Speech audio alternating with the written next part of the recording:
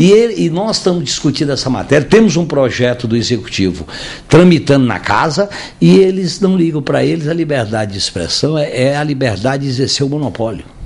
É liberdade do monopólio. É liberdade do monopólio, até porque no caso de expansão do monopólio, né? No caso das comunicações no Brasil, você tem um monopólio entre 5, 6 grandes famílias. Tá certo? Então, esse processo que nós estamos vendo na América do Sul é muito rico. Porque todos esses momentos que rapidamente eu coloquei no início, eles tiveram uma participação militante da mídia. As ditaduras militares tiveram a conivência da maioria dos veículos de comunicação.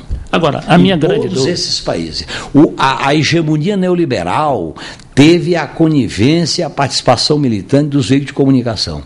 E a crise desses governos e agora a construção de alternativas populares descontenta esse domínio, esse mando midiático que se dá em torno de valores. Isso eu acho que nós temos que incorporar esse debate na visão da democracia radical.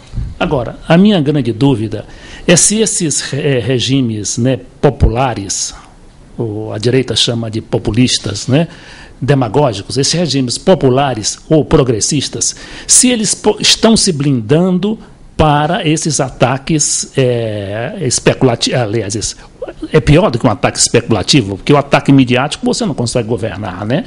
Porque eles pegam todas as televisões, todos os rádios, e a toda hora, a todo momento, a todo minuto está te xingando, está dizendo que seu governo não presta, apesar do progresso, né? Como está acontecendo na Argentina, a gente verifica o que o casal Kirchner, primeiro o esposo dela, o Néstor Kirchner, depois a Cristina, a evolução que houve da crise, né? Para citar só um exemplo, eles chegaram, o desemprego estava em 30%, e hoje está 6, 7%, apesar de toda essa crise. Né? Eles quiseram agora pagar a dívida externa com as reservas, não quiseram deixar. Né? Bom, e ali o golpe era claro, porque era dizer o seguinte: o Banco Central é um poder acima da decisão do povo, de que todo poder emana do povo. Pois é, e deliberadamente o presidente, o ex-presidente do Banco Central foi demitido por isso, se recusou pura e simplesmente a cumprir um decreto presidencial. Os golpes hoje não são mais aqueles golpes tradicionais da baioneta, da prisão, da tortura. São golpes mais sofisticados, são golpes cirúrgicos no coração e na mente das pessoas para criar uma situação de corrosão política dessas experiências. Eu acho que a principal blindagem é o contato direto com a população. Segundo, estimular a democratização com várias experiências de comunicação com a população. Terceiro, discutir no processo eleitoral o debate programático das questões essenciais que diz respeito à população. E fazer um enfrentamento político. Fazer um enfrentamento político no plano em que ele é colocado. Por exemplo, na questão dos valores, na defesa da democracia, na defesa do que é verdadeiramente a liberdade de expressão.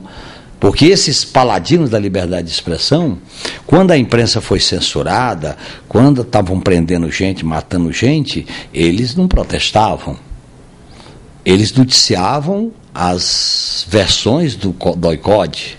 Então nós temos que discutir isso com a população, principalmente com essa nova geração. Eu acho que está se criando um processo muito rico. Claro, todo processo político, ele é cheio de altos e baixos.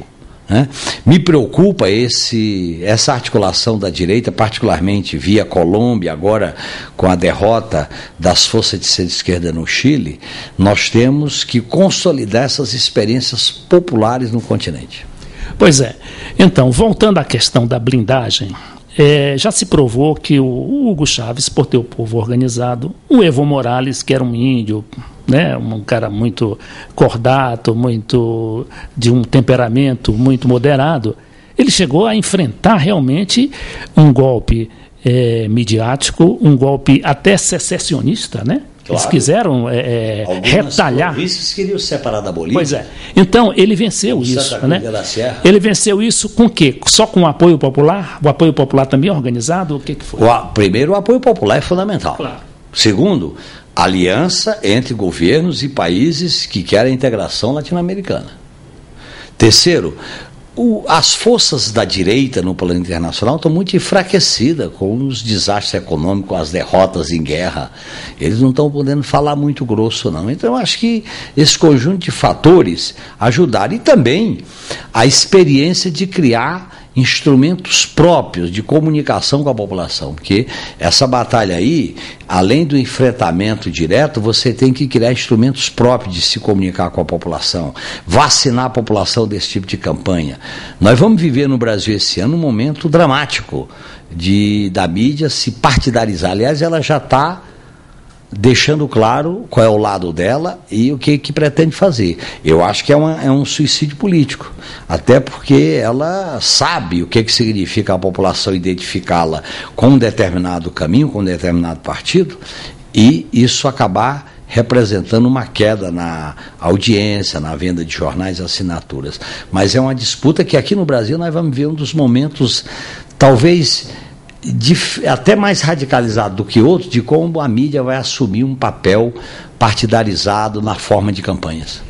Eu hoje vi no noticiário, claro, no noticiário alternativo, porque a grande imprensa não dá isso, nem a grande mídia, que aquele Instituto Milênio que realizou uma reunião em São Paulo na semana passada, na realidade, o objetivo foi para instrumentalizar a mídia, né, e os seus setores conservadores para trabalhar e ir para o ataque direto à candidatura Dilma.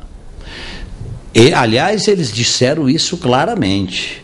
A palavra liberdade de expressão foi apenas uma cobertura, foi apenas uma espécie de mote, que na verdade era para fazer esse tipo de articulação. E eles se articulam com os setores do Estado, se articulam com os setores da direita, eles fazem algo concatenado com as manchetes, com as fotografias, com as revistas, faz a revista, bota uma matéria, repercute na televisão, repercute no jornal, aí entra alguém dos órgãos de Estado para poder... Essas capas de revista também são interessantes, né? Eu me lembro que na eleição passada, primeiro foi a história do mensalão, que acabaram lhe envolvendo.